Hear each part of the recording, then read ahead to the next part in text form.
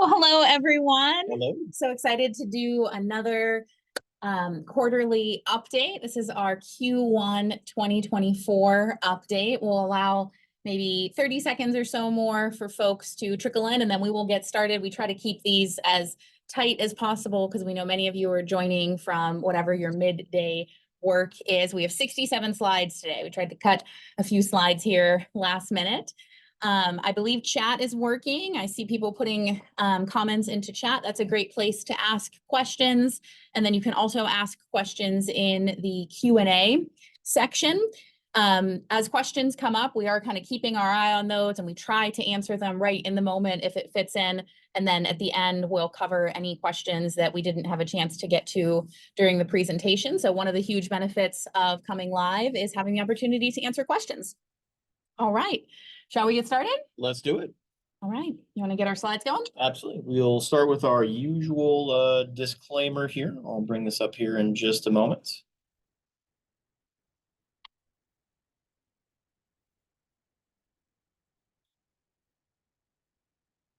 And everyone should see that on their screens now.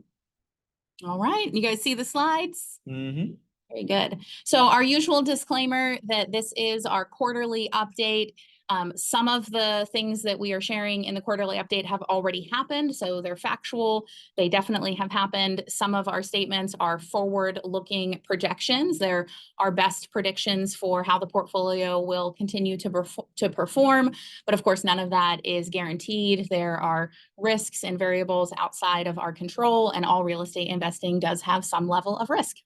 And if you are a first timer here, just a little bit of background about us. So my wife and I operate a vertically integrated real estate private equity fund. We have over 300 million in assets under management.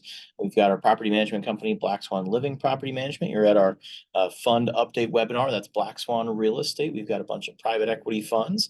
We've raised over $65 million in capital to date. We've got a real estate sales team, got about a dozen real estate agents that work for us, and we're in the top 1/3 of 1% of real estate sales teams in the Keller Williams organization, which is a pretty neat distinction to have. And we also do a little bit of ground up construction.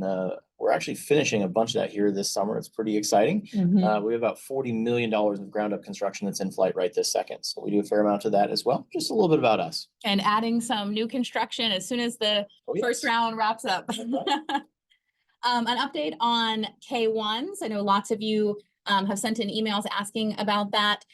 Fund 1, Fund 2, and the joint ventures will all receive K1s for the 2023 tax year. Fund 3, of course, did not exist until February of 2024, so it will not receive a K1 for 2023. You will receive your K1s in two fashions. The first is via Safe Send Returns. That's the name of the email program that Hall CPA, Brandon Hall's firm, uses. So you'll get that immediately. And then usually within about the next, say, 24 hours after you receive it via Safe Send Return, we also upload it to your InvestNext portal so that you can have it there for like more permanent record keeping. It is the exact same document, so you don't need to go to both places to access it. We just like to get it out as quickly as possible and then also put it in that like permanent file for you. All of our paperwork, everything's all ready to go for our tax filings, but at the recommendation of Brandon Hall, we have held our K1s. And the reason for that is Congress is considering the tax plan that passed the it either passed the Senate or the House, I can't remember exactly right now, and then is stalled in the other chamber of commerce. But both Republicans and Democrats would like for it to pass, and they would like for it to be retroactive. Democrats would like for it to pass because they would like to extend the child tax credit, and Republicans would like for it to pass because they would like for this bonus depreciation to be extended retroactively. You may remember that bonus depreciation was 100%, and then there's been a phase out over the last several years to 80%, 60%, 40%, on and on. And in that bill, it would make 100% bonus depreciation retroactive. So I just spoke with our CPAs at Brandon Hall's firm yesterday. They've recommended that we continue to wait until May 15th because they think there's still a slim chance that this could pass through Congress. And the last thing we want to do is send out our K1s and then need to send you all amended K1s. And if, say, you had filed your personal tax return with that original K1, and then it was amended because the tax law changed and we were able to send out additional tax benefits, then you would have to amend your personal return.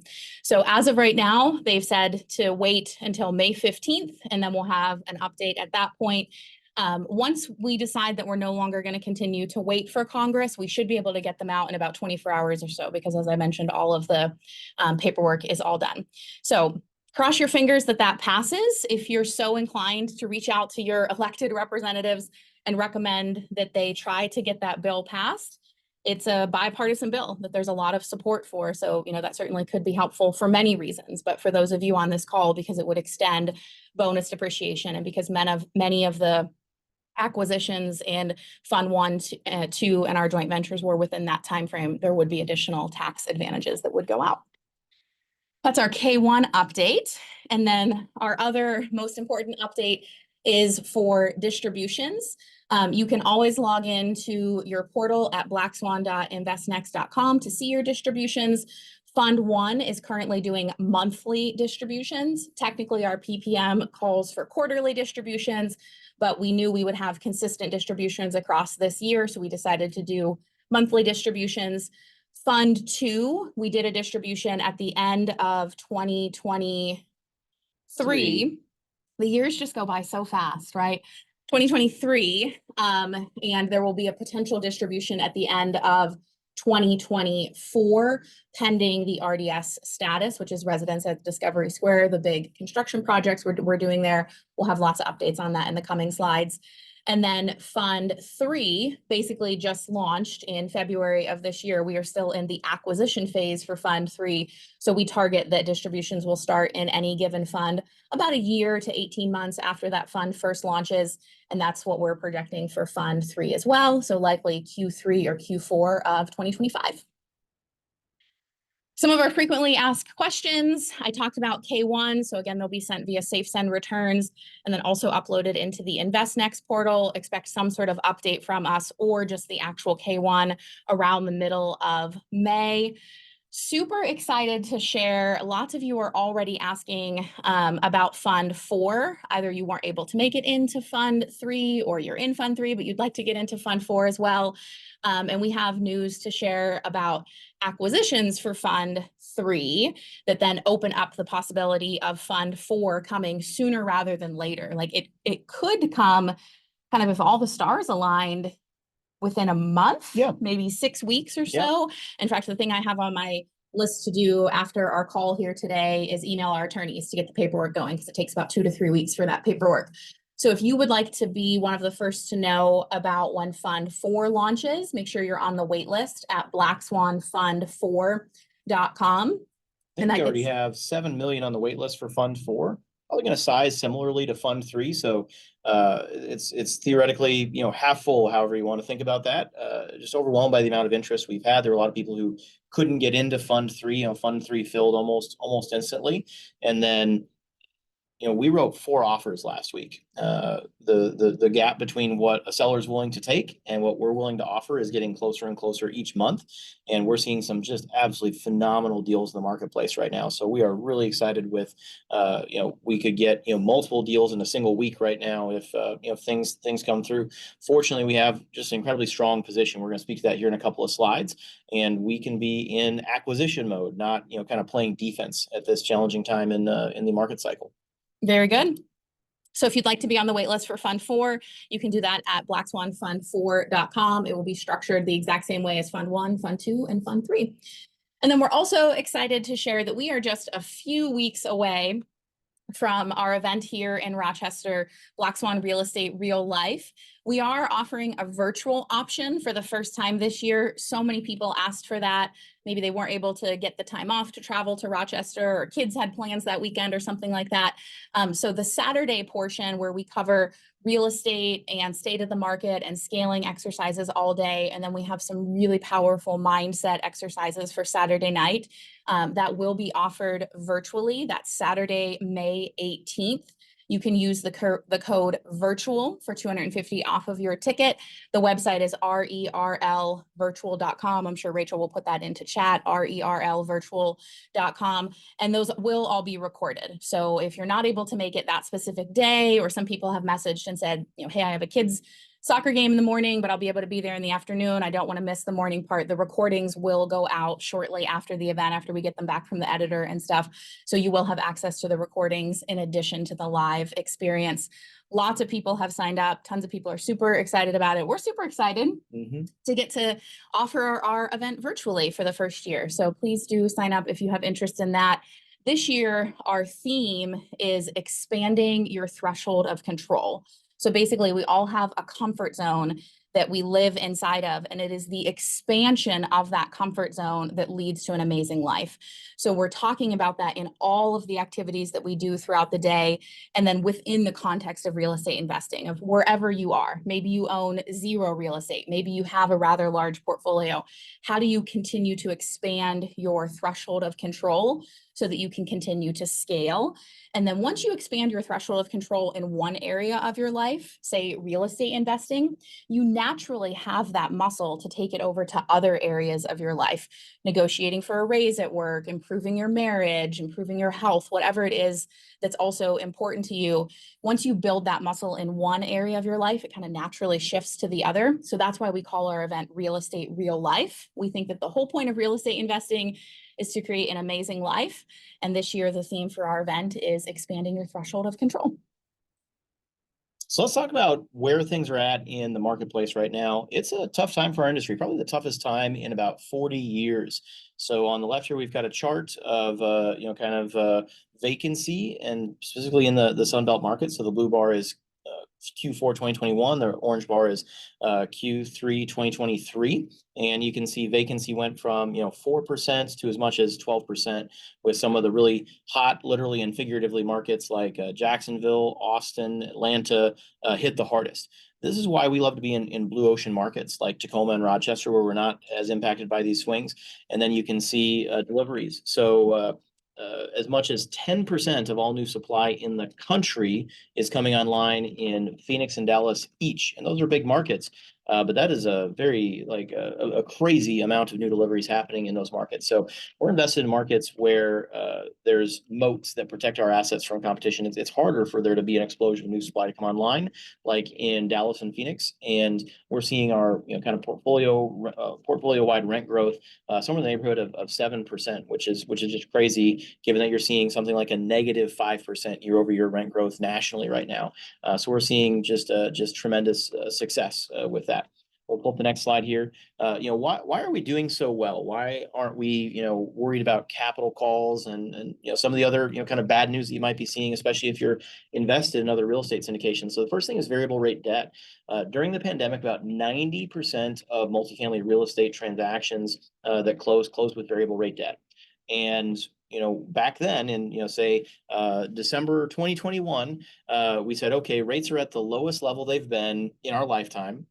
What are the odds they stay that low? I think rates are going to go up, and we could get, like a 2% variable or 3% fixed rate debt. And we decided to go with the 3% fixed rate debt rather than the 2% variable. So we have a mountain of fixed rate debt that has really insulated us from some of the interest rate shocks. We manage the heck out of our assets with our vertical integration. That's driven really high occupancy rates.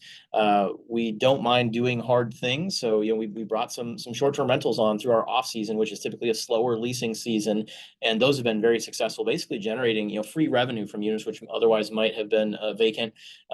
Your typical loan that was used during the pandemic in the greater industry would be like a 3-year loan, maybe with a couple of extensions that could be hard to get. And for the most part, we got all 5-year debt, longer term debt that could get us through whatever debt cycle could be coming next. We have no rate cap, so typical rate cap that other syndications might have bought, again, in that like December 2021 timeline. That's an insurance policy on your rate going up. That might be like $20,000 per year for that interest rate cap policy, and that policy might be now like $100,000 per quarter. So it could go up, 10x or 40x or something like that, depending on the circumstances of that rate cap. We don't have a single rate cap in our entire portfolio because we thought, man, if rates go up, buying a rate cap policy, that's kind of like buying an insurance policy on a home that's actively burning down. That's going to be a really expensive insurance policy to get. So we very deliberately didn't buy any interest rate caps through that whole time period. Well, because we don't need them, because Correct. we have fixed rate debt. Correct. Another key component of that is that we got all full recourse debt. That's one of the reasons why we're able to get such favorable debt. Most real estate syndicators, fund managers, they're not willing to sign on the note with their own personal name, put their own personal balance sheet behind the loan. We do. Elaine and I have a crazy amount of skin in the game compared to most people who do what we do, and that also allowed us to get just radically superior term sheets on our debt.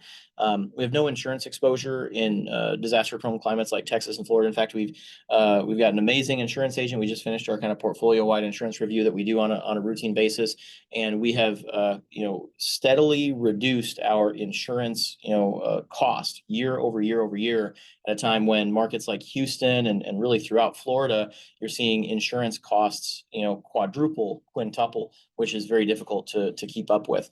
There's just a lot of factors that make the way we have set ourselves up for success maybe easy to see in retrospect. Hindsight's always 20/20, but I don't know, we just did the hard thing back then, and we're so glad that we did, because now from a place of relative safety, we can be, on the offensive, looking for acquisitions from other sellers that might have some of those variable rate loans that might be distressed, and we're seeing, kind of like per unit purchase price cap rate, opportunities that we had not seen, in as long as we've been doing this. So lots of great opportunities as a result.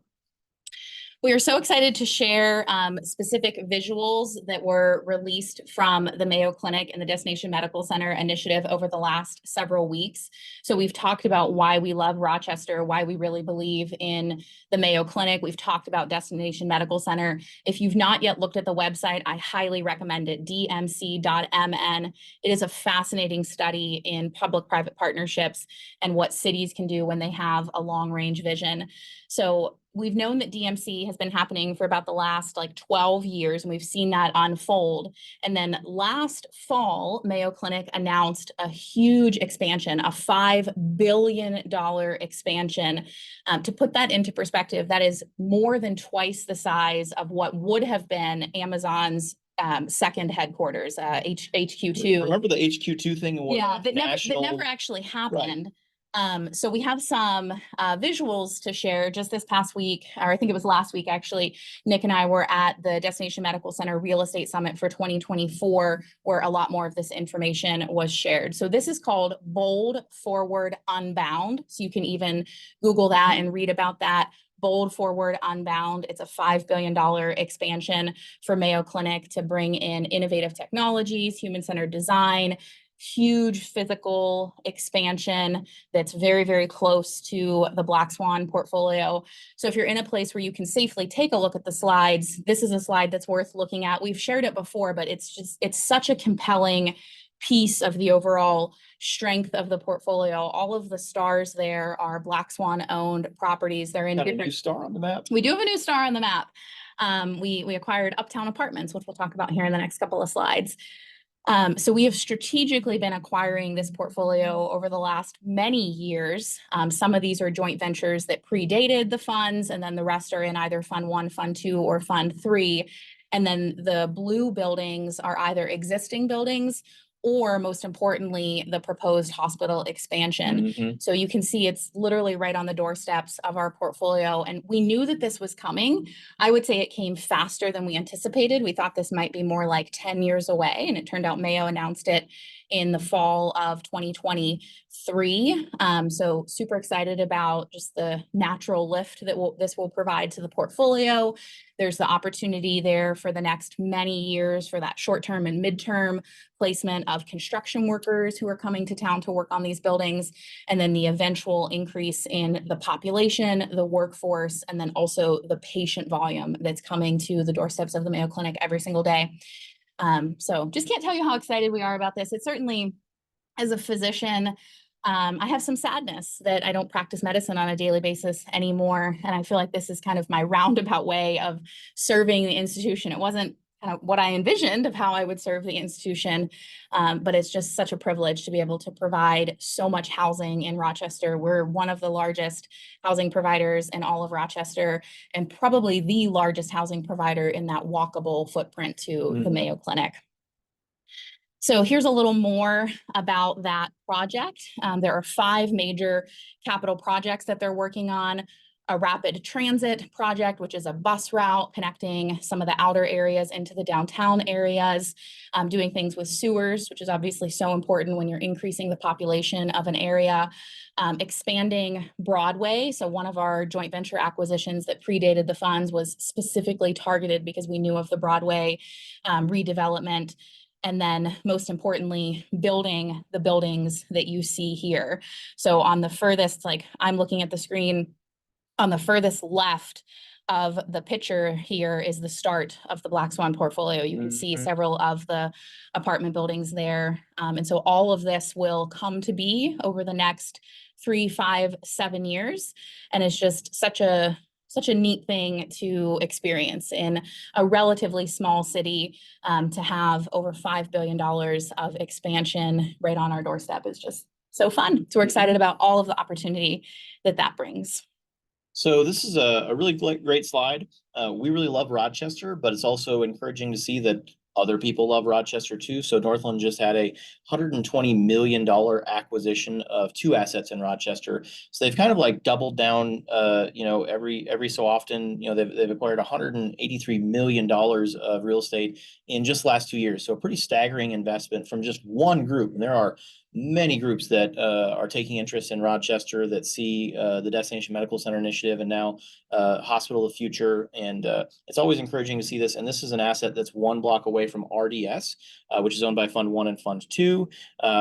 This particular acquisition was purchased at $260 a door, whereas RDS, which I think is a directly comparable asset, not quite as nice, but directly comparable, we paid $210 a door.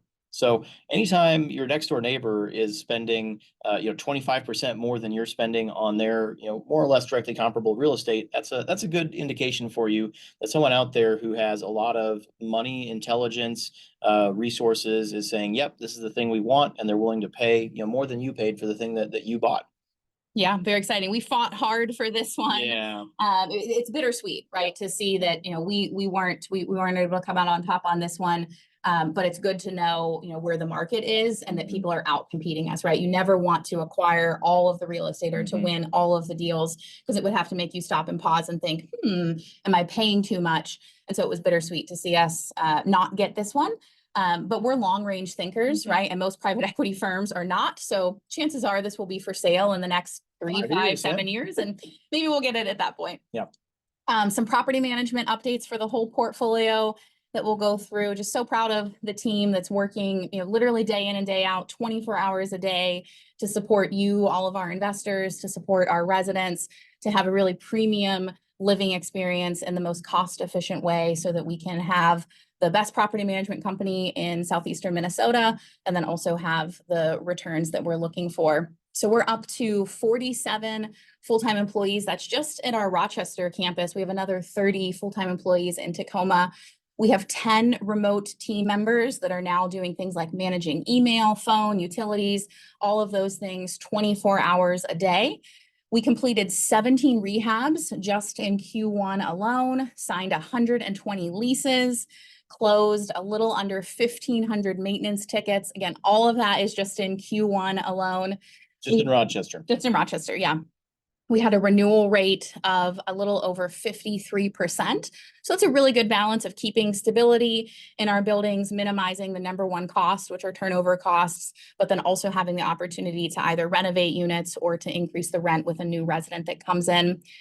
Our average renewal escalation is just a hair over 7%. So very good, particularly considering that much of the country is seeing rental rate decreases. So really the spread is probably more like, say, 12 or 15% compared to the national average. And that renewal rate plus that renewal escalation, that organic rent growth rate, that's staggering. So if you're in Austin, you're probably offering someone a negative 5% renewal. So like, hey, you paid $1,000 a month last year. Would you like to pay $950 a month this year to just stay? And that's like your initial offer. That's how challenging it is to get to a renewal rate like what we're able to achieve with that organic escalation. And that's not just on renovated units. This is across all of our stabilized units across the entire portfolio. So that delta, that difference in our performance here versus the performance in the greater marketplace, it's absolutely staggering.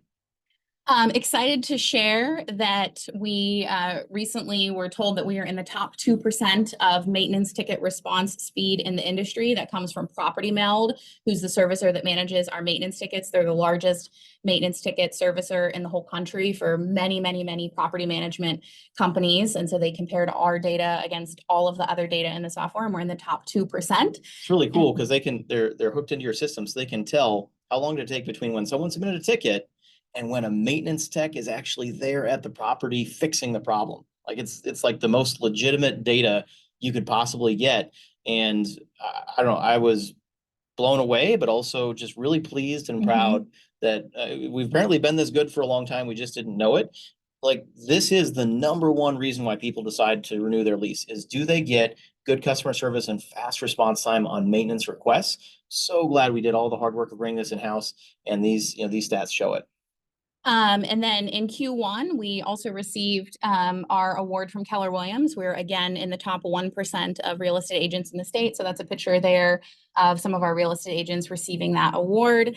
And then we had a big Earth Day cleanup. So that's the picture there. Just all sorts of fun things that we're able to do in our portfolio because we're vertically integrated. So we need to maintain our grounds anyway. So might as well make it an event that our staff can come together and have a staff team day. And then also we invited residents, make it a community event to do things like pick up trash and those sorts of things that inevitably accumulate through, the snowy seasons in Rochester. So lots of fun stuff for the property management company. I'll do the in-house lawn and snow slide because if Nick does it, we're going to be talking about it for 10 minutes. So as you all know, we brought lawn care in-house last summer. Lawn's a little easier than snow, so we did lawn first, and then we brought snow removal in-house this past winter. Now we're in our second season of lawn care. And basically, as we decide what to bring in-house, we look at the P&L and we ask, what are the most expensive items on this P&L? And then how can we bring that in-house so that we're eliminating that third-party profit center and instead keeping that profit at the asset level? So we basically run all of these service lines as a break even. We make sure we have enough income for things like the payroll, the equipment, liability insurance, trucks, those sorts of things. But then otherwise keep that income at the asset level because of the way real estate is valued based on NOI and cap rate. It's so much more profitable to keep it at the asset level. So this spring, last year we did snow removal and we did tree removal at this one property alone, Douglas Trail. We removed over 30 dead trees. So not only is it unsightly, it's also unsafe. Lots of children are playing in these lawns. We removed all of those trees, but that left a stump there right at ground level, which you can see in that picture there.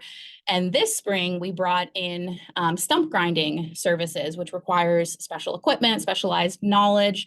And our guys were out grinding stumps for several days straight across the portfolio. And you can see, that's not even really the final product because we need to then seed that and allow the grass to grow. But you can see it's much more sightly, and then it's also much safer that no one, trips in that lawn or anything. By bringing lawn and snow in-house, it's pretty complex to describe it, but particularly with snow, you tend to pay a retainer to a third-party snow removal company, which makes sense, right? They need to make sure they have a certain level of income regardless of how much it snows or doesn't snow. But we don't have that model. We only charge when there's actual snow removal. So we saved a minimum of 50% of the snow removal costs across the board. And some of the assets saved over 80% because they're just such a small footprint. If we could have, say, one of our facilities people use a shovel instead of sending out our maintenance staff with the tractors and the snow broom and those sorts of things, then those cost savings were staggering. Very excited about that. Very excited for this to be our second season doing lawn care. And then the portfolio just looks so much better because we're able to maintain it to our standards. And these things with lawn and landscaping, they take several years to mature, right? You have to do weed treatments and then seed and then keep doing that for several years.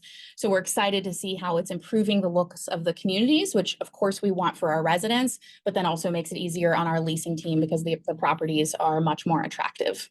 Do all that stump grinding probably 15 to 20 grand to hire a vendor to do it. We're doing it in-house for 2 grand. 80 to 90% cost savings. It's amazing. Efficiency work. I promise not to speak to this too long, but this is really heroic efforts on behalf of our remote staff. So these are people based in the Philippines, just amazing people we've hired that just do incredibly diligent, high attention detail work. So we have them reviewing every single utility bill from every single provider for every single unit and every single house meter. So this is thousands of utility bills that need to get reviewed and looking for outliers. So how is this unit different from other units? How is this building different from other buildings? And where can we identify opportunities to improve efficiency? This past April, we saved $700 year over year on residents of Old City Hall. So our electric bill in April of 2023 was $1,100. Our electric bill in April of 2024 was $300. That's $800 year over year cost savings. That's a $30 per unit per month savings just in that 1 month. Did that there was a ventilation fan that was running inappropriately. There were electric heaters that were running inappropriately, especially as we went into a shoulder season where it was warmer. So our team has spent hundreds of person hours, and fortunately our remote staff, they're able to put their very efficient time into that, hundreds of person hours looking for all these outliers and saying, yep, there's something wrong with this system in this building where it's using too much, it's consuming too much energy. We had a snow melt system running at Oliver that we didn't even know was there. But our remote staff said, yep, there's something weird going on here where the electric bill is running too high, higher than it should be. There's a photo here of a wiring closet at New 52 Apartments. There were 4 generations of networking hardware running there because we've made improvements to network, telecom, cable systems in this building. And the new service providers, they never turn off the old equipment because they don't want to be responsible for breaking things. And we've had our team go out to work on this before, but our team is, a little hesitant to shut things off and maybe break things. I actually personally went out here last Friday with a member of our team who is doing a lot of this kind of utility police work. And I have a background in IT, and also just being the CEO, I can say, yep, if we break something, it's on me. And we went through and ripped out tons of cable, turned off most of the equipment in that closet. That closet was full. There was equipment covering We should have every had wall a before photo. Yeah.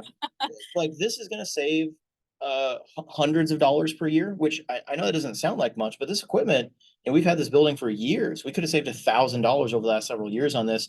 And then it was generating so much heat that we had to run air conditioning to keep the room cool. That's probably going to save hundreds of dollars and add life to the HVAC system. So these might seem like little things, but in aggregate, they add up to massive cost savings we've been able to generate across our portfolio, focusing on dialing in our utilities. And then, of course, this just it's the right thing to do, right? Like we only get one Earth, and wasting energy is about the most boneheaded operational expense, efficiency that we could lose.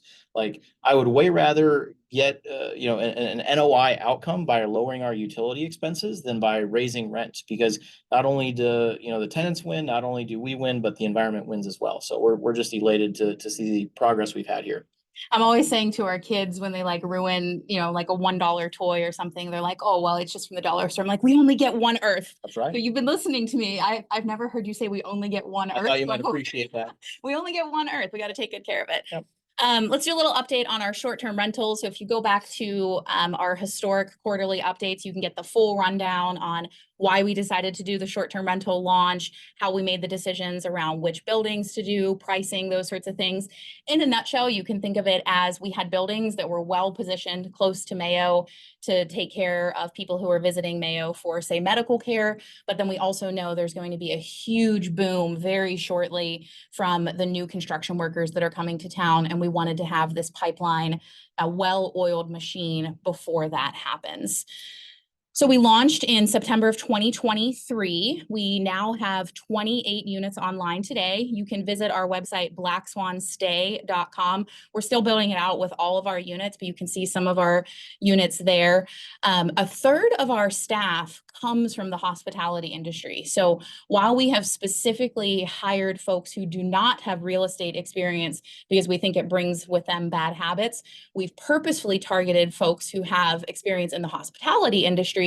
And we always did that because we felt like they have really good customer service, right? There's just a different customer service level that's expected at, say, a Marriott or a Hilton versus, in a typical property management situation.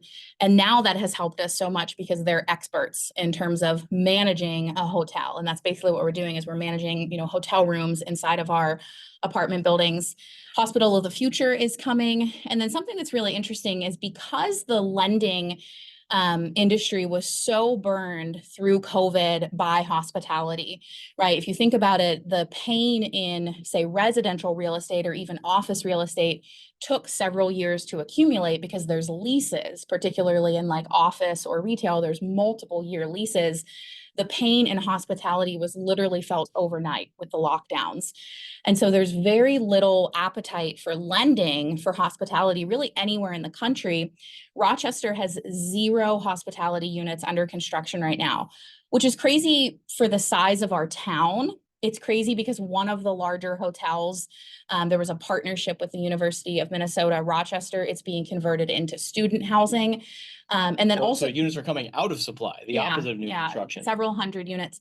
And then also because we know that Rochester is going to need additional hospitality units as all of these additional construction workers are in town, and then the future additional patient volume that comes.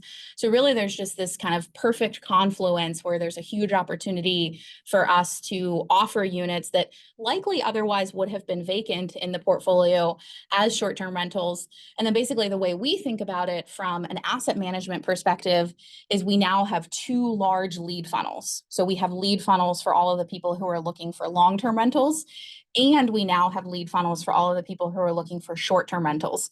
And because we have that flex, we can serve someone whether they're looking for a one-night stay or a multi-year lease. And we do, 2-week stays, 2-month stays, 6-month stays, furnished, unfurnished, we have the whole spectrum there. And so it has radically decreased our vacancy, in addition to being able to serve people more. So here's some of our pictures of our short-term rentals. This is one of our units at Residence at Discovery Square, which is where we have most of our units. Old City Hall, which as you may remember, was the original City Hall of Rochester, 1920s Art Deco build. Those windows are like 20 feet tall. We've never actually measured them. They're so tall. We've had adult human men standing on the ledge here, and they only go up to like less than halfway. So they're probably at least, 12, 15, 20 feet windows. They're just really gorgeous. You can see how that would lend itself to a hospitality experience that someone, thinks, I need to go to Rochester for medical care. It's certainly not a vacation, right? A lot of these people are spending what they would spend for their family vacations. Instead, they're coming to Rochester for medical care, but at least they get a nice experience, a nice, Rochester specific historic experience when they're here. So Old City Hall has done really well with short-term rentals. I could go 100% furnished. It's been the most successful furnished units by far. Yeah. And then Nicholas has many ADA accessible units, and it's also one of the only apartment buildings that's between the 2 Mayo campuses. Mayo has a downtown outpatient campus and then a downtown hospital campus. Obviously, people need a lot of care between those 2 campuses. This building is right in the middle. So super excited about our short-term rental results. I'll let Nick speak to some of our revenue over the last. What are the outcomes? So the beautiful chart that Laura put together here. So the blue bars are number of units that are online, and the red bar is revenue. Revenue tends to be a little bit lagging. You produce revenue very quickly when you bring that unit online, but it takes time to kind of get your rates all the way up as you build your list of bookings out. So in Q4 2023, we delivered 20K. We delivered 30K of revenue. In this past quarter, we delivered 50K, so a 20K increase. So we're very happy with the raw revenue that this is delivering. Really maturing our systems. I'm spending a tremendous amount of time on this right now with my technology background. We've implemented kind of a hospitality grade management system as we've increased our unit count, really just kind of maturing all of our systems and processes and pricing systems. It's launching a whole new business, which is kind of fun. I really enjoy this kind of stuff. And then we're going to scale up to probably about 50 units in the next 6 weeks or so. Then we're going to take a pause. We'll probably stick with those 50 units for a while, make sure that we are truly happy with the performance, with the impact on our organization, because it's a 24/7 business, right? This is couldn't be happier with our outcomes so far, and look forward to seeing what our outcomes look like. A year from now. This could change a lot of things for us. Like if Old City Hall became a boutique hotel, like we're totally changing what the NOI potential is on an asset like that, or its potential valuation. Really excited what this means for our company. One of the questions that came in is, what is your target per night rate for the STRs? Yeah, that's an interesting thing. When we first started out, our ADR was about 130 to 140 a night. ADR means average Average- daily rate. That's right. Yep. And our occupancy was 70 to 80%. As we've grown, as we've added more units, our ADR has gone down, and our ADR right now is probably about $100 a night. But our occupancy has gone up. We're at like 90 to 95% occupancy right now, which is super high. It kind of makes sense, doesn't it? Because we're bringing on a lot of very similar units in the same buildings. They're kind of competing with each other, and that drags down our rate that we can achieve. But then we're able to move leads, guest prospects between units, between buildings, which allows us to drastically increase our occupancy. So on the net, our RevPAR, then that's your occupancy times your average daily rate, is somewhere in the mid 2000s. We really had no idea what exactly we were going to get. We made a lot of projections, looked at different tools. We did a couple test units, and we delivered, I think, over 3,000 a month in our very first unit with its very first month online. And then that's gone down a little bit over time, but then a lot of our efficiencies have improved as we've grown the portfolio. So there's a million different factors there, but that's just a taste of our financial outcomes so far. And that's a nice segue into residents at Discovery Square, because the largest majority of our short-term rentals are in this building. And then the new construction project that we've been working on since we acquired the building, that will be 100% short-term rentals. So what we've historically done in our quarterly updates is we refresh people's memory by telling you things like the building size, purchase price, purchase timeline, kind of our general business plan, what we were thinking when we acquired it. But as our portfolio update is getting longer in time, we're no longer going to do that. So this will be the last quarterly update where we give you all of that like historic information to refresh your memory.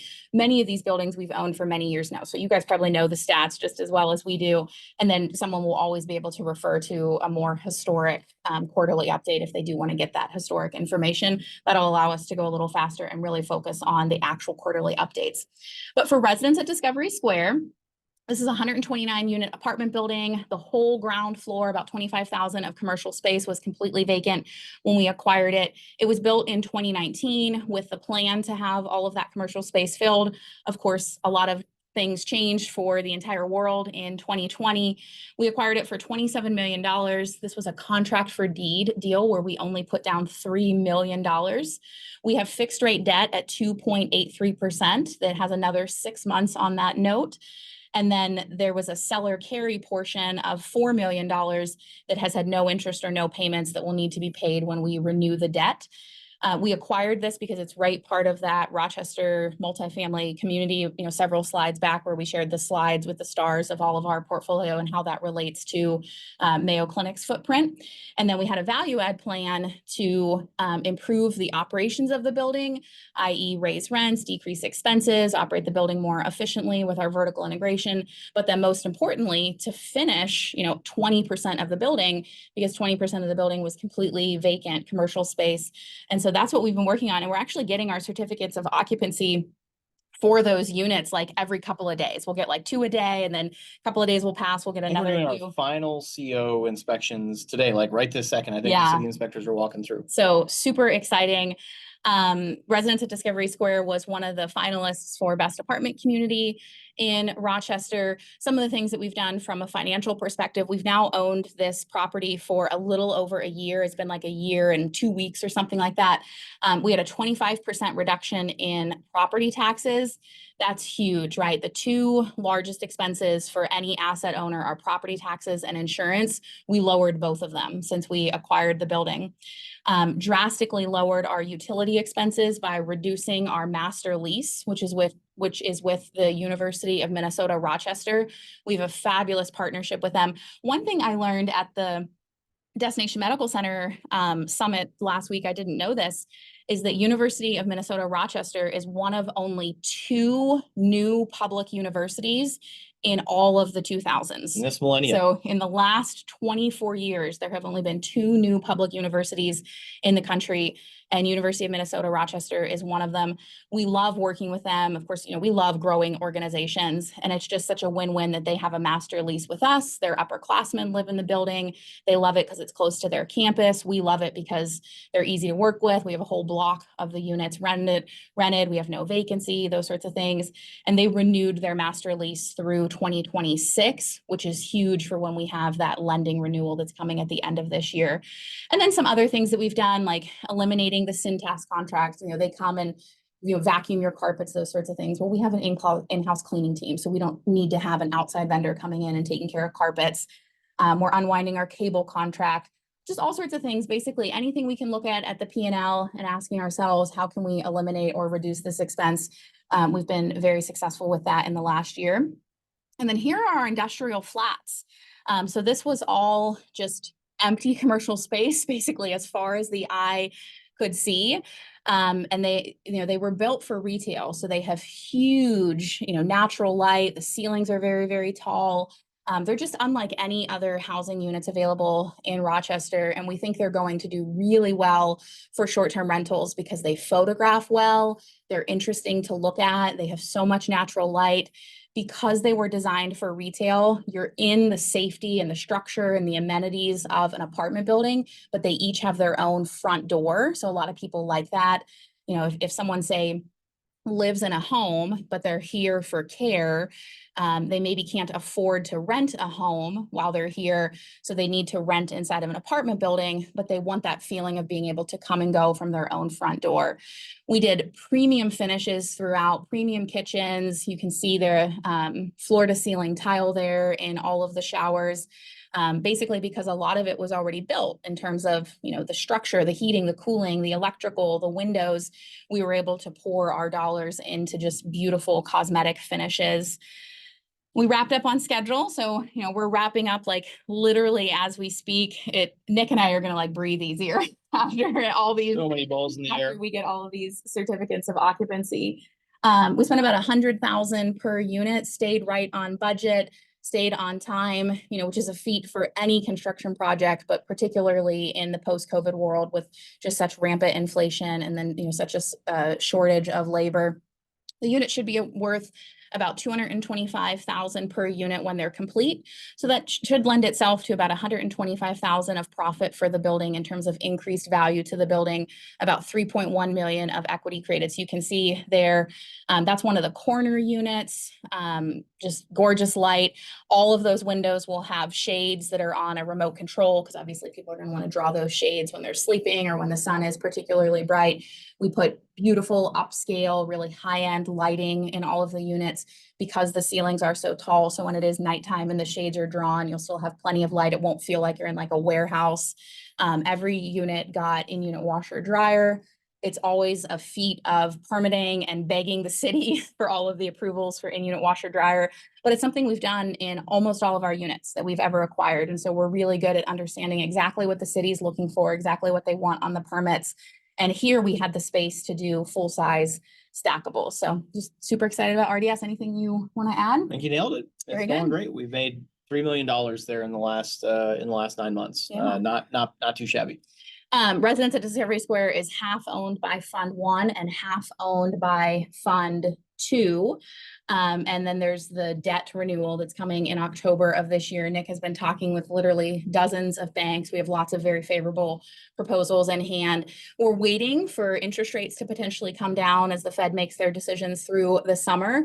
And after that debt is renewed, that's when we will consider a distribution for Fund 2. Yes, this is really the financial pinch point for Fund 1 and Fund 2. We want to be really conservative in preparing for this finance event coming up. When we assumed the existing loan, we knew there was only a small amount of time left on it. So that's why we have that loan coming up for renewal so quickly. But we're able to assume the loan at 2.83%. So I'm going to take every day of debt service I can at such an unbelievably low rate. And we bought that building for just 10% down. So just an unbelievably low down payment. So phenomenal terms we got that on. But the outcome is that current financing renews this October. and we need to, pay off our seller carry that was included in that transaction as well. So we want to be really careful making sure we've got tons of cash for that renewal. If we do need to put cash into the renewal, hopefully we don't, but we don't know what Jerome Powell is going to do tomorrow or in June. And we want to be as prepared for that as we can. That does inform, there's been a couple questions about distributions.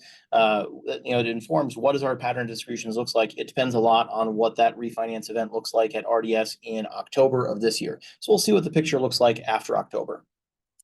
And then this is our very first update for Fund 3. So Fund 3 is not even 3 months old yet. Just a baby. Yeah, we launched it on February 8th.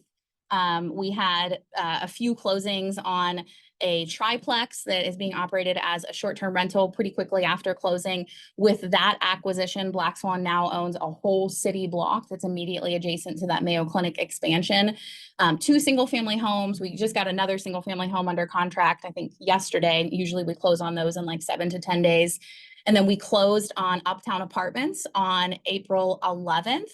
We are closing on one of our acquisitions in Tacoma on May 10th, and then the other is slated for closing on June 1st, plus or minus, because we're waiting for the government approval because that's a low-income tax credit property, so they need to sign the approval. We have every expectation that they'll sign it, but sometimes governments can operate slowly, so we're targeting a June 1st closing for that, but it may be a little bit later than that. All right, so I just went over that, and Slide ahead there. I want to slide ahead. Sorry about that. So Uptown Apartments was our first large acquisition that we closed on in Fund 3, 29 units. It was built in 2017, purchase price of $5.35 million.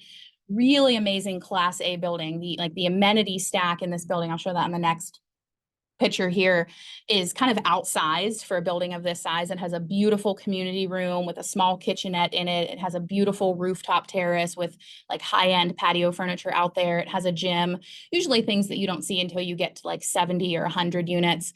And it's immediately adjacent to the Colby. The Colby is owned by Fund 2 and will eventually be co-owned by a future fund. So we acquired the Colby largely for the land, although it is a profitable apartment community at this time.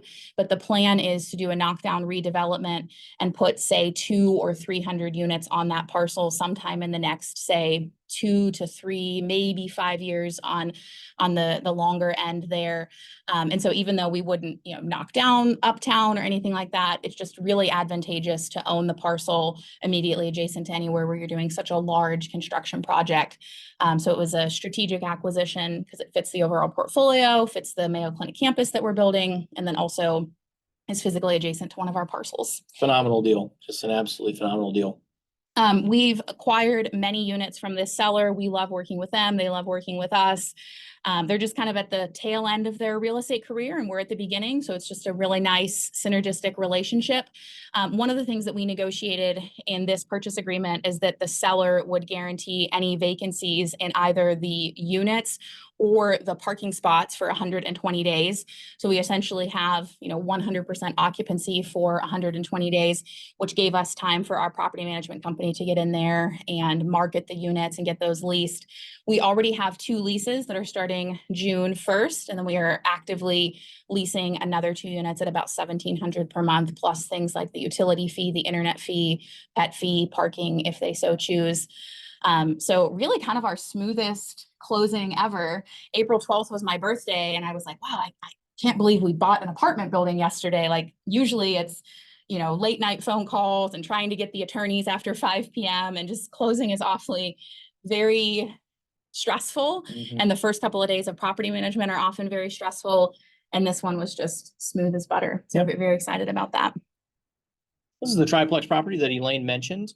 This is the power of what we're building here with our vertically integrated enterprise. So we started an experiment to do short-term rentals. This particular property was an existing short-term rental. Being sold as a short-term rental, had all the furnishings, and just the way the property was built, that was clearly highest and best use for this property. We couldn't buy this property a year ago before we had a short-term rental arm of the business, and we can buy it today. It's operating successfully. It was a very kind of seamless transition. We fired up a new listing and, got as many of their existing bookings over to our booking calendar as possible. And now we own, an entire block corner to corner, from like an alleyway down. This could easily be the site of $100 million building at some point in the future. After, this is, 5-10 years in the future after Hospital of the Future is complete. So just love that story. And I hope everyone understand why that's such a game changer for us. Absolutely. Bought some houses. The one we just got under contract in the last couple days, we're under contract at 290,000. It's a 4-2-2 split, which is like modern, nice, desirable construction in our area. Typical price on something like that is probably about 315,000 is what I estimate its market rate to be. Someone came to us off market. A fellow real estate agent has an in-place tenant. It's difficult to sell a house with in-place tenants. They wanted, it's kind of a low rental rate. They wanted a quick sale. An easy sale. They knew that we could deliver that, and we've done many deals with them in the past, and so we were able to make a win-win deal happen. They got, I think, a huge amount of savings from that quick, easy transaction of an occupied rental property. At the end of the day, we got that property at a basis where we're probably walking in with about 10% equity. At some point in the future, if we can refi an 80% LTV, we're halfway to that cash out refi. I ran through those numbers, kind of. I hope everyone can understand that scenario. We bought a house for 290,000. That's, I think, worth about 315,000. And we do that's an amazing base hit deal. Like we're starting with such a huge lead that we're hard pressed to mess it up. And those are the kind of deals we love to pick up in our single family home funds. We had hoped that the single family home portfolio in Fund 3 would be larger, but then Nick promptly went and had very serious discussions with multiple potential acquisitions in the $10 to $20 million range. So we've been holding a little bit on our single family home acquisitions because the last thing we want to do is buy, say, 5 additional houses, and then we're unable to close on, say, a $20 million deal. So we're kind of waiting, talking with those sellers. But the fund does have some single family homes, and the plan will be to buy more. The nice thing is they fit in. If you're familiar with like Stephen Covey, you put your big rocks in, and then you let your little rocks trickle in. So early in a fund, we don't want to fill the jar with little rocks, right? We want to get the big rocks in and then slot the little rocks in around that. So we've bought some because this is a good time to buy. It's a good time to lease in Rochester, but we'll target most of those acquisitions after we know what the big acquisitions in Fund 3 are. Speaking of those deals in flight, we have Bayswater and Baycrest. Both of those are in Tacoma. So our team visited Tacoma in January and February of this quarter to walk every single unit, do due diligence on these. One of them is closing in about 2 weeks. The other is closing in about a month. So very excited about both of those. Those will be phenomenal deals. Really strategic acquisitions for the Tacoma portfolio. They're both very close to other properties that we own and manage in that area. So our Tacoma portfolio is like 5 years younger than our Rochester portfolio, but you're starting to see how, we'll be able to eventually bring things like lawn, snow, those sorts of things in-house in Tacoma and have this huge burst in value, but we really have to get to that critical mass. So in Rochester, we have about 1,100 units. In Tacoma, we have 300. Yeah, with these two, it'll be almost close to 400 there. You really have to get to about 700 or so before you're really able to go deeply down that vertical integration chain. And so it's exciting to see the Tacoma portfolio mature. It's a complete coincidence that both of these have names with the word Bay in them. We'll probably change the name of one of them because it makes it hard to manage and the accountants lose their mind and those sorts of things. But very excited about both of these. Bayswater is income restricted property. We're under contract at 147 a unit. When the LURA expires, that's in place, or the income restriction expires in a year, that'll instantly go to being worth about 165 a unit. So we're buying it right now at 147 a unit. It'll be worth 165 a unit within 18 months. Baycrest, it's a waterfront property at, just an unbelievably low per unit purchase price. I think we're at 143 a unit or something like that. I'm trying to do that math in my head right now. And its neighbors, all of the neighbors are like 300,000 unit plus class A urban core infill projects. So again, when you're buying real estate at half the price of your neighbors, when you're the least nice house in the block by a 100% delta, you're in really good shape. You're in really good shape. Some of the potential acquisitions we have in flight for Fund 3, I want to emphasize potential. We've been doing this long enough to know until you have a signed purchase agreement in your inbox or in your hand, you just never know, right? Sellers change their mind. One of the partners in a seller group, holds things up, those sorts of things.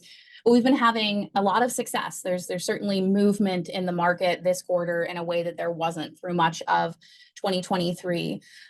We are in very serious discussions on 2 100+ townhome communities, one in Rochester and one in Apple Valley. Apple Valley is about an hour north of us. It's in the Minneapolis-St. Paul larger metro. It's in the South Metro. So very excited about both of those. I think it's likely we'll get one of those under contract. But again, I've been doing this long enough to know you don't know until you know. We have an offer out on a 72-unit apartment building here in Rochester, a 90-unit apartment building in Stillwater, which is about an hour and maybe 20 minutes north of us. And then we are actively working on our permits for a new construction building in Byron for 56 units that would complement our Stonehaven townhomes there. That project is definitely a go. It's just a matter of if it would go into Fund 3 or Fund 4, depending on if we get those townhome communities under contract or not. Most of these conversations are going to unfold in the next, what would you say, like 2 weeks? It's a day-to-day kind of thing. Yeah, but Nick spends next probably couple like weeks. half of his day on short-term rentals, maybe like 25% of his day managing our property management team, and then 25% of his day on acquisition. So you are always on the phone with someone about something. Who knows? You never know until you're actually under contract and closed. But I mean, like I got a call last week from a broker who said the sellers come down $1 million, like totally unsolicited, just the sellers come down $1 million. Like those are phone calls we've never gotten before. Like, oh, well, maybe we have a deal here. So we're really excited about what the future holds, not just on these deals, but other potential things are probably going to get worse in our industry in the next, 6 months until rates moderate aggressively. So we are happy to scoop up these deals and make hay while the sun is shining.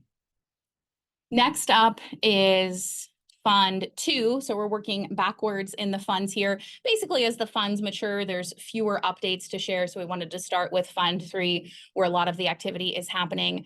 Fund 2 was a large fund. It was a $30 million fund. So it has a whole portfolio of properties. We already covered residents at Discovery Square, which Fund 2 owns half of. And then we will talk about our properties there, both in Tacoma and Rochester. So Nick and many members of our team visited Tacoma in both January and February of this year. I sat it out so that many of our team members could get there because our teams are maturing enough that we really need like our director of operations in Tacoma talking with our director of operations in Rochester so that they can share wins and struggles and what's working and what's not working. Our director of construction in both sites, those sorts of things. So Nick took probably the largest group we've ever taken out to Tacoma. Yeah, it was fantastic. In January and February. We walked the entire portfolio, including those new acquisitions. No small feat these days. Yeah, it's a lot to walk, 300 or 400 units. And then working on our renovation plans there. So I'll let you speak a lot to the Tacoma portfolio. So Tenorville Apartments, again, just kind of one last recap here, 130 units, 1970s build in an absolutely unbelievably good location in Tacoma. And our business plan is to renovate a bunch of units, improve the common areas. This is a pristine, classic asset. Basically, no renovations had happened here in half a century. So just a beautiful blank slate for us to do our deep value add plan. Grab the next slide there. So this is a project where we kind of went all in. This thing needed a lot of TLC. And at one point, I think we had like 20 trucks out there doing renovations. The city did their, kind of inspections because we were pulling permits and they said, whoa, there's way too much work going on here. Issued a stop work order. And really it's just kind of held us up every step of the way. So at first they said, okay, well, you're pulling permits for your plumbing and your electrical, but we want you to pull a permit for HVAC for some arcane reason that they can't quite articulate. Okay, great, we'll do that.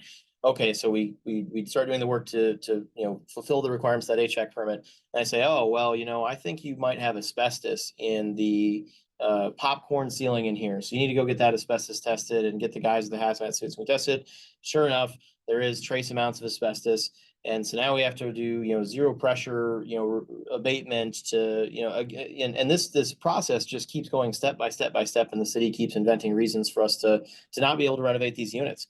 And so what's happened is in the background, we've kind of, organically pivoted to a light renovation strategy because we're like, gosh, well, we don't want to start any more deep value add renovations when it's unclear at this point how long it's going to take and how much it's going to cost for us to execute that business plan.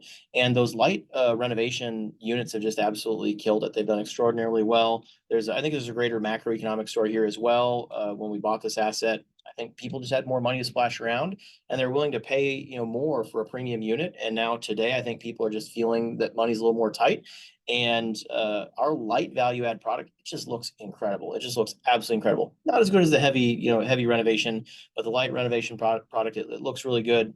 So we've actually stumbled onto a very, profitable business model. And ultimately, I think it's going to make the city happy, because I don't know if the city by accident or on purpose doesn't want us to do a deep value add on this property, but that's just how things have turned out.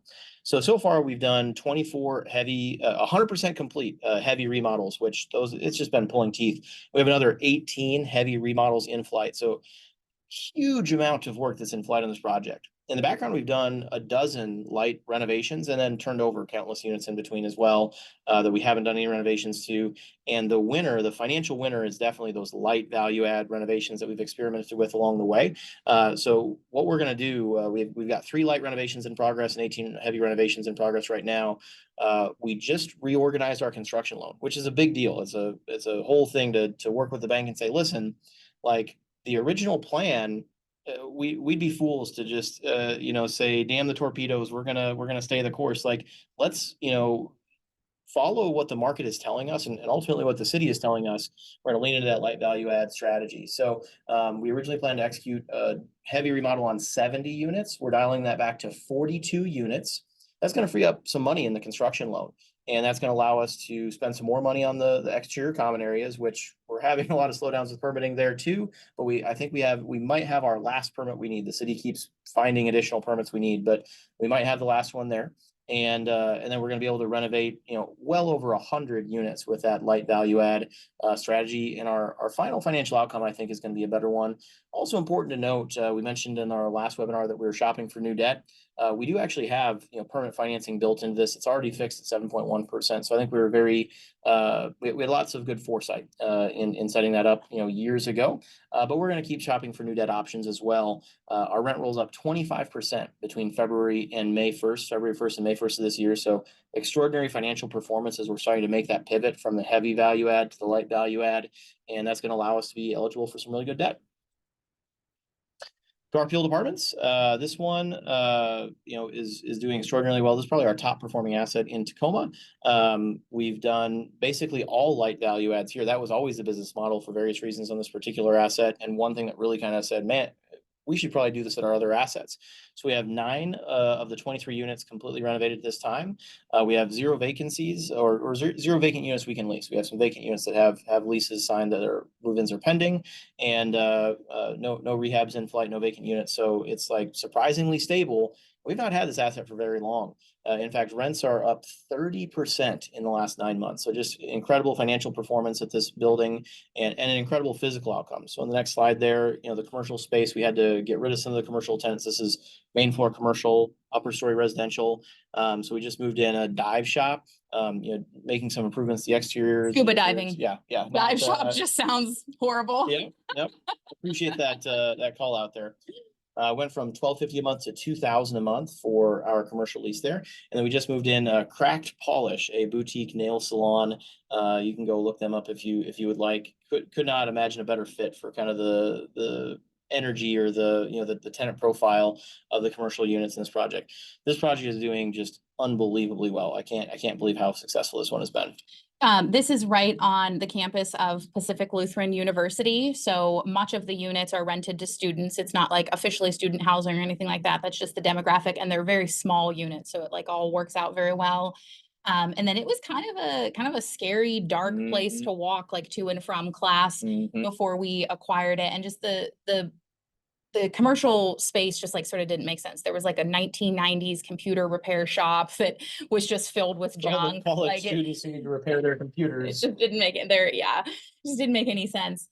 So we're really focusing on making it clean, walkable, safe, well-lit, bringing in commercial residents that make sense for that demographic that's walking on that street every single day. It's been a really nice project, and residential changes, you're definitely making changes in the community, but it's on more of like a 1-to-1 ratio, right? Maybe 1 or 2 or 3 people live in that unit, but seeing changes with, street level commercial, you really can tell the change that's happening in that community and in the walkability and everything of that community. So Garfield's been super fun.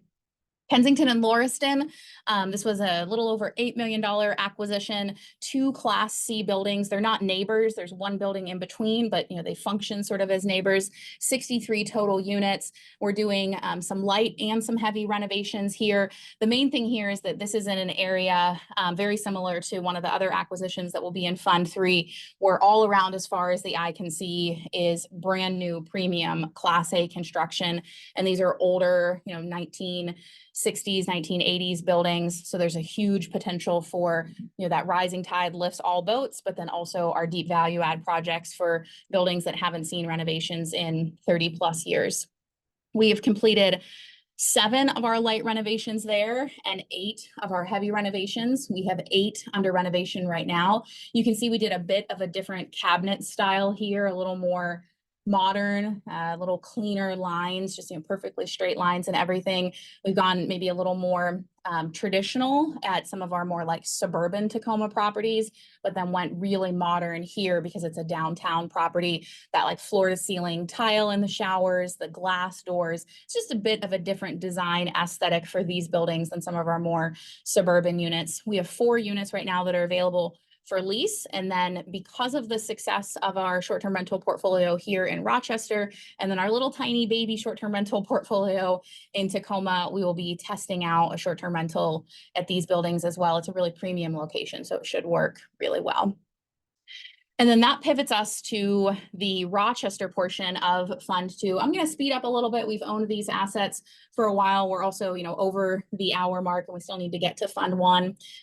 Residences of Old City Hall, we acquired it for $5.15 million. It was literally the old City Hall. It was built in the 1920s, was converted to an apartment building in the very early 2000s. We acquired it with half of the purchase price carried by the seller with no interest, no payments.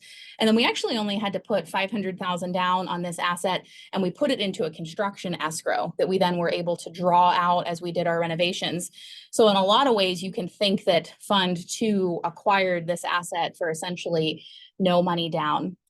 The big news for Old City Hall is that renovations are completely complete, all done, finished, no more renovation there. Super excited about that. We have no vacancies. We operate 6 short-term rentals here, again, because they're just historic, very interesting units. There's the former judge's chamber, the former city council, the former vault where they kept records. Like, they're just really interesting units.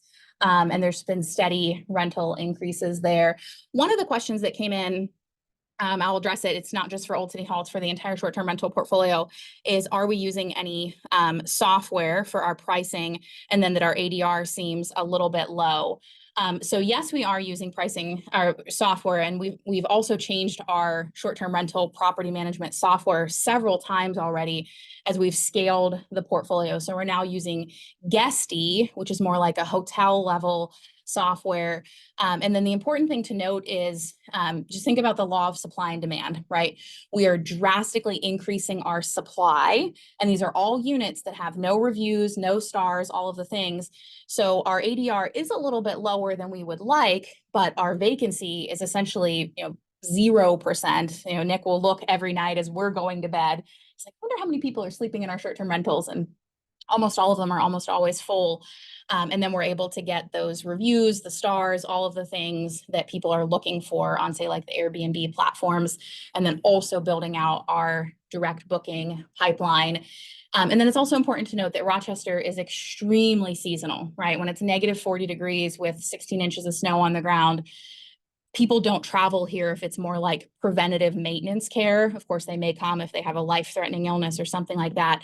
But Mayo definitely sees an increase in the medical tourism population between, say, like March and September. So we're, riding into that wave. And that's why we purposefully launched our short-term rental arm going into the slow season so that we could work out all the kinks and figure those things out. So all in all, we're very excited about our short-term rentals. It's a huge revenue stream. And then most importantly, it fills up any of the vacancies that otherwise would have existed in these buildings. Hopefully that answers that question. Hampton Townhomes, this was a home run success. And I say the past tense because the renovations are complete. All the units have turned over. We drastically increased rents. You can see in-place rents for $775 a month. And they're, as of December 1st, 2024, they are north of $1,500 a month. There's just not many places, deals where you can double rents in a year. This is just, it's absolutely phenomenal, the success we've had here. Our renovation came in ahead of schedule and under budget. There's a lot of, just incredibly heartwarming stories.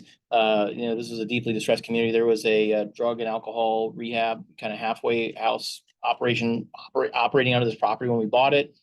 And that doesn't work. It's not the right way to operate that type of thing. It has a huge adverse impact on the other tenants that aren't in that program. We thought, man, it'd be a loss for our community to have this program displaced. We helped them buy their own apartment building where they have all their own units. It took us like a year to do it, but man, oh man, it was the right thing to do. And then it turns out the right thing to do. It's often the financially successful thing to do as well. This has been one of our most financially successful projects we've ever done. Just when you can hit a 1 year, turnaround for the whole thing and double rents along the way, you're in good shape. People like it because it's a small community. There's only 12 townhomes there. So it just has a very different feel than, say, a large apartment building or a 100 plus townhomes. Speaking of a 100 plus townhome community, Douglas Trail, this is 100 units. This is our income restricted property, a LIHTC property. We acquired this in 2022. Yeah. We acquired this in 2022. November 2022. Yep.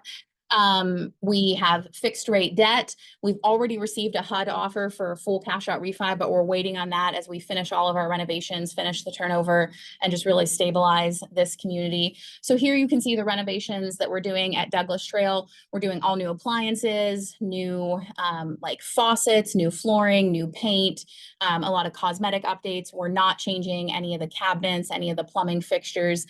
They still have, appreciable lifespan on them. We're doing things like cabinet pools and those sorts of things to modernize the units. We've completed 80 renovations and we've owned this about 15 months. So that is just a staggering renovation pace. A heavy lift. Yeah.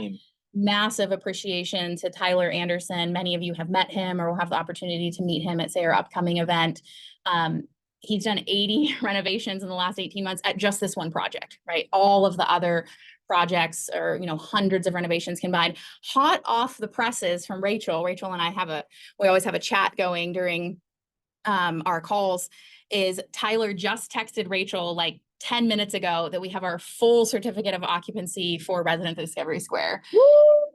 So I literally can like breathe differently now. So that's like Tyler's just amazing. If y'all ever have, y'all just made millions of dollars if you're in the fund. Absolutely. If y'all ever have a chance to, connect with Tyler, show him your appreciation. He works so hard for all of us. We had washers and dryers retrofitted into 100% of the units. That just really changes the community, right? Think about your own perspective. You're going to be looking for things like bedroom size, price, location in the community. And then for a lot of people, that washer dryer in unit is like yes or no. And if it doesn't have a washer dryer, a community doesn't even get on the list. So very excited about that.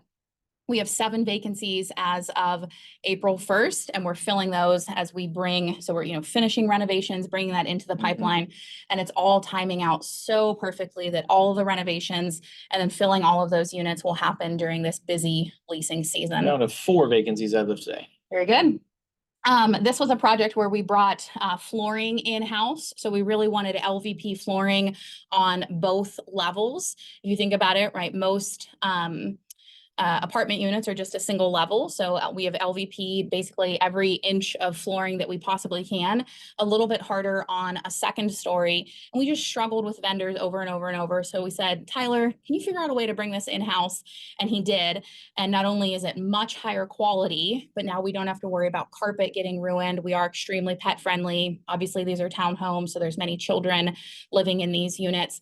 LVP is just so much more indestructible, but it's also less expensive. So just a huge, multifactorial win there. Probably like 40% cost savings on just that one item of bringing flooring in-house. It's so amazing. There's a couple more pictures of our renovations there.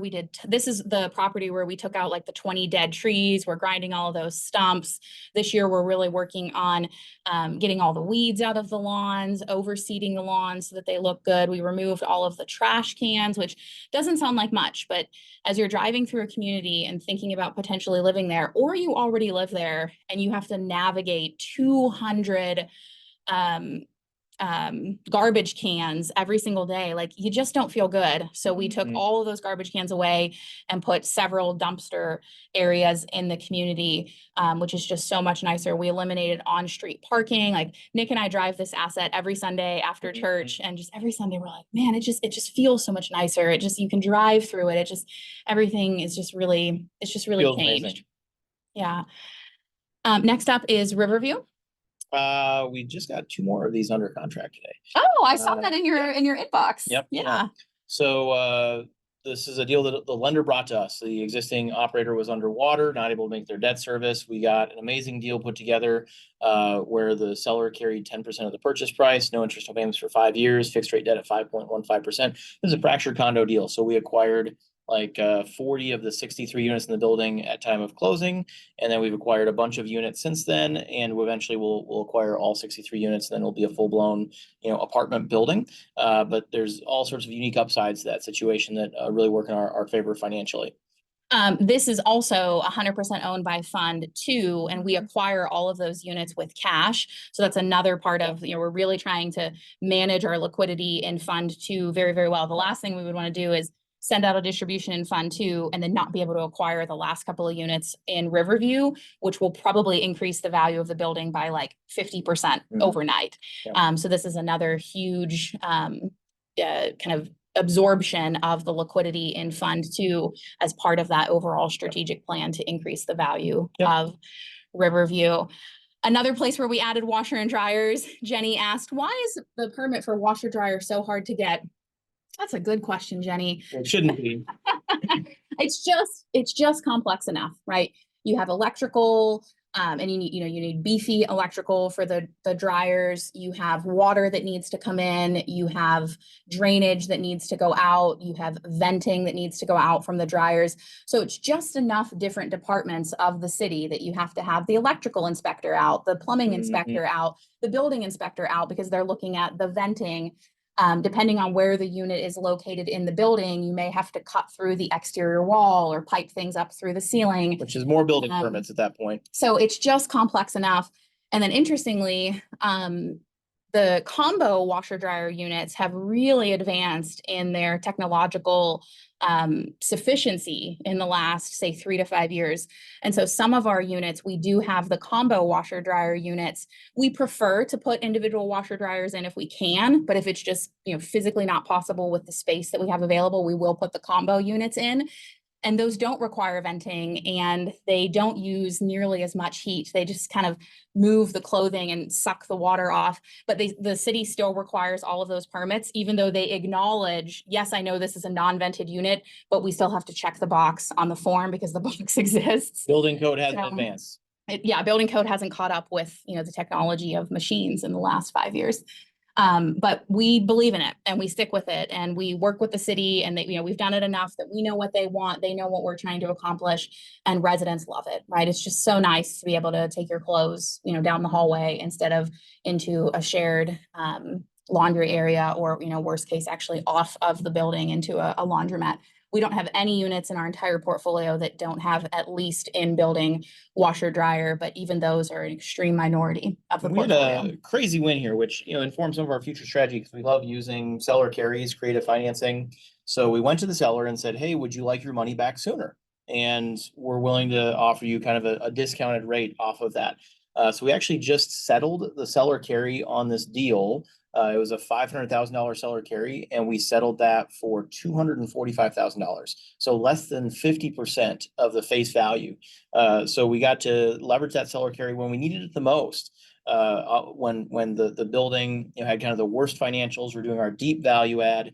And then whenever it comes time to go do a cash out refi, having that seller carry in place, we need to satisfy that seller carry before we can do a cash out refi. Well, this building is getting stable enough now that maybe there will be a cash out refi opportunity in the future, if rates go down as we buy more units. So now, we've just had a pure cash win, essentially by redeeming that seller carry early. Say that again, because it's just such huge numbers. Yeah. So we basically borrowed money from the seller for free for a year and a half. 500,000. 500,000. Yep. And then we just gave them 245,000, and they agreed, okay. And we could have continued to borrow that money for free for another 3.5 years. And we said, well, what if we give you that money today? Would you take this amount of money? And it was, it was a bit of a negotiation, right? I spent a long time negotiating with them. I spent about a year negotiating this deal with them. So, the fund, made $250,000 cash, but it's actually a bigger win than that, because we really needed that seller carry to be eligible for that favorable bank financing. When we first bought it, the bank likes to see the seller have skin in the game, so to speak. And we don't need it anymore because we've added all the value to the asset. The asset can carry it on its own. So, now is the perfect time for us to redeem that seller carry at a discounted rate. And as some of our projects start to mature, we're of course reaching out to all the sellers saying, hey, we've got some money. Would you take a smaller payoff amount if you got that money today instead of tomorrow? Yep. If we could somehow orchestrate, paying off all of our seller carries early, which I don't think will happen, but I always like to, daydream about kind of the best outcomes. That would make hundreds and hundreds of thousands of dollars of just pure profit for Fund 2. Yep. Very exciting. Here's Colby. We acquired this for 2.65 million, 32 unit apartments, 16 on each side. Then there's a couple single family homes in the back, and then a couple vacant lots in the back. That we're running this as a successful, profitable community. We did a light renovation here, paint, flooring, appliances, lots of stuff on the exterior. Our renovations are all complete here. We didn't do anything too heavy because we do know that we'll do a knockdown redevelopment here sometime in the next several years. But until then, it's quite successful for Fund 2. And then the way we structured this is we acquired it with cash because it was essentially unfinanceable. There were no financials. One of the buildings had such a terrible bed bug infestation that it was completely vacant. I mean, just really, really challenging piece of real estate. We improved it. We've already completed a cash out refi, and then we have that store of liquidity inside of Fund 2 to do things like acquire the units in Riverview, pay off these seller carries early, do the construction, the loan renewal for RDS. So we basically got Colby for free in the fund by strategically moving liquidity around at the time that we had liquidity, storing it as value in the building as we did the renovations, and then pulling the liquidity back out so that we could finish some of the other projects in Fund 2. We're working with the architect. We have our plans, all of those things, working with the city. Now is not the time to build with, relatively high interest rates and still struggling with, supply chain and labor shortages, but sometime over the next several years. And then Fund 2 will either sell this asset to a future fund, or it will retain a permanent equity stake in the project, whichever is most financially advantageous for Fund 2 at some point in the future. In a worst case, we would be able to get a full cash out refi on this thing in 18 months or something like that. Just a unbelievably, successful outcome for that project. There was a rent chart in there. We've gone from $750 a month to $900 a month in the first 9 months of ownership. And then just in the last quarter, because we've only had this asset for a year, just in the last quarter alone, we went from $900 to $925 a month in terms of average rental rate. So explosive rent growth on a light value add asset. Next up is Fund 1. For those of you still here live with us, I imagine we're going to wrap up sometime in the next, say, 5 to 6 minutes here. Fund 1 is our oldest private equity fund. We had many, many projects prior to Fund 1 in our joint ventures and our personal portfolio, but this was the first time that we had a private equity fund offering. This closed in December of 2021. It's a $10 million fund, and it owns the Nicholas Apartments, a portfolio of single family homes, and then half of residents at Discovery Square. In 2023, we did a 10% distribution return of capital for Fund 1, and then in 2024, we're doing at least 4%. We're doing those in monthly distributions. And then after we do the loan renewal for RDS in October, we'll make a decision at the end of this year what additional distributions, if any, we're able to give out for Fund 1. The Nicholas is just slow and steady. It's probably one of our favorite assets in the portfolio. It just always has been, years before we even owned it. 95 units. It's technically the Nicholas and the Oliver combined. So sometimes you'll hear us mention Oliver. We, kind of shorthand that into the Nicholas, but it is technically 2 apartment buildings that are like conjoined twins. We have 2 vacancies there right now. We have 4 short-term rental units, and our rent roll increased by a little over 7% in 2023. Crazy rent growth on a completely mature asset. And it's on track for similar rent growth this year. Our single family homes. So Fund 1 owns 30 single family homes and then 1 triplex property that's in just a really strategic part of town. Renovations have been complete on all of these for, probably about a year now, maybe even a little bit longer. Yep. That smallest triplex unit rents for $1,000 all the way up to $2,500 for a single family home, all fixed rate debt. And in fact, as rents have gone up and expenses have stabilized, we are thinking about going back to the lender and asking for a partial cash out refi because our DSCR has improved so much.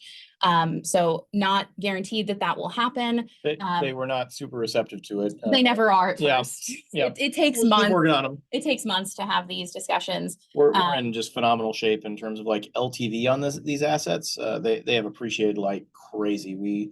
This has been an extraordinarily successful portfolio. So this is the Move the Market that's put out by Keller Williams each month. And this is for all residential transactions in the city of Rochester for that month.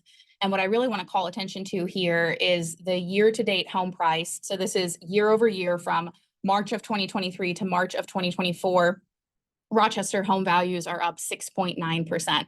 So despite interest rate increases, despite, all of the headwinds in the economy, Rochester just continues to boom. There's not enough housing here, and the population's growing of people with, very well-paying jobs. So, we can't definitively say that the value of this portfolio has gone up 6.9%, but it's inside of that larger market. So they probably have, and maybe even a little bit more because of the renovations that we've done. Yep. This is our bread and butter. We don't talk as much about single family homes because our private equity funds are principally multifamily. But it's important to know Nick and I have been doing single family homes since 2011. About a third of our overall portfolio are single family homes. It's our bread and butter. We love them. We think of them as like little piggy banks. Or you buy them, you renovate them, you get financing on it, you do it over and over and over again. So this portfolio is just mature, easy to operate. People tend to stay in single family homes for longer periods of time. As I mentioned, our hope for Fund 3 is after we slot in those big rocks that we bring a portfolio of single family homes in around to fill up the bucket for Fund 3. So you can see our rent growth there from Q2 to Q3 of 2023. And then we drastically escalated in Q4 of 2023 as we completed all of those renovations, went through a peak leasing season, and now we're holding steady. So it's likely that this portfolio will hold pretty steady with just some organic rent growth as people renew, as we turn over these homes over the coming years. That is everything. I've been kind of following along with the questions. Rachel, I really appreciate that you've answered the questions so well. Rachel, please call out for me if there are any questions that have not yet been answered. I know one that stood out was, what is the combo washer dryer that we use? So we use a Whirlpool or an LG combo unit. We aggressively negotiate our pricing. We ask for competitive bids from Lowe's, Home Depot, wholesale suppliers. Right now we're paying as little as $1,200 per unit. I think the retail rate on those is more like $1,800 per unit. But I really recommend the LG, the full size one, not the compact one, the full size LG model. That one's closer to probably $2,000 or $2,200 retail rate. I think we get them for like 14 or 1500, and then the Whirlpool one is 1200. There's not very many of them out there, and the first generation ones were not good. We're on to like third generation ones. Can't recommend them enough, but yeah, it's extraordinarily problematic that we install them. And then the city, both in Tacoma and in Rochester, the inspectors come through and they're like, well, you need to install your high voltage electrical. And we're like, we can't connect this device to high voltage electrical. That doesn't fit. Like we were there with like the plug and the receptacle, like doesn't fit. And they don't know how to process it. We're just maybe a little too far ahead of the trend. But they're phenomenal units, saves a ton of money, gets us into areas that we can't normally get into because you don't need to run the HVAC ducting. And those are incredible units. Can't recommend them enough for anyone else who's doing a renovation. Absolutely. Fund 4 will be here before we know it. So if you'd like to be the first to know about Fund 4, put your name on the wait list, blackswanfund4.com. Coming soon. Yeah, it's fun, isn't it? There's it's like way faster than I think either of us anticipated. Lots of insane deals out there right now. And then of course have to mention, we are just a few weeks away from Real Estate Real Life. So RERLvirtual.com. Use the code virtual for $250 off your ticket. That's an all-day event on Saturday, May 18th, and it will be recorded. So you'll have access to those recordings as well. That's going to be super fun. It's our 3rd year. People just rave about it. I think that's everything. I'll kind of pause for a minute or so if any other questions come in. I believe Rachel has answered all of the questions. Love that everyone hung with us here. The attendance was phenomenal through this long webinar. Yeah. 95 minutes. Someone raised their hand. I don't know if we can see who that is, but we're in a webinar format, so everything has to come through written questions. Very good. Well, thanks everyone. Well, thank you, everyone. If you have any questions, feel free to email either Nick or myself. Feel free to email Rachel. Lots of you ask about updates in between the webinars. Do know that we send out an update email every Tuesday, our weekly newsletter. So make sure that you're subscribed to that. And then also that it's landing in your inbox so that you see that. We put lots of our updates on social media. We're very active on Facebook, very active on Instagram. So that's where you can get like, the up to the minute, like we're closing right now, or we just got our certificate of occupancy or whatever fun thing is happening. So we try to put, just kind of in the moment, spontaneous updates out as much as we can in social media and our newsletter. And then we have these more comprehensive updates. When the replay goes out, it also does go out with a written brochure as well for people that prefer to read or to see things that way. There was a question about update on the tech fund. We are in joint venture partnerships. We've got a ton of deals. This webinar, we're trying to contain it just to our real estate funds. We did send out an update on the tech fund on March 29th. So if you didn't get that, please let us know, and we'd be happy to, I don't know, send it to you again or something like that. Just let us know. But we do lots of updates on some of our other projects as well outside of this webinar. Katan said, many other syndicators do not provide this detail of information. So I appreciate that you appreciate that, Nick, and I try to keep it to just 90 minutes because we know lots of you are joining over a lunch break or those sorts of things, but we love sharing, right? Mm-hmm. This is what we do, day in and day out. We wake up, we drop the kids off at school, we come run the portfolio. And so it's just a pleasure to be able to share all of that with you guys and our weekly emails, these updates, our virtual event, our in-person event. You guys are doing a lot of good with your capital in Rochester and in Tacoma with these renovations and the improvements that we're making to the community. And so it's a joy. This is one of my favorite days of the month to do our quarterly update. Thank you, everyone. Thank you. Have a wonderful spring and early summer. Stay safe with any summer travels you have, and we'll see you for our next Community Power Hour, our virtual event, RERLvirtual.com, and then our next quarterly update. Bye, everyone. Take care.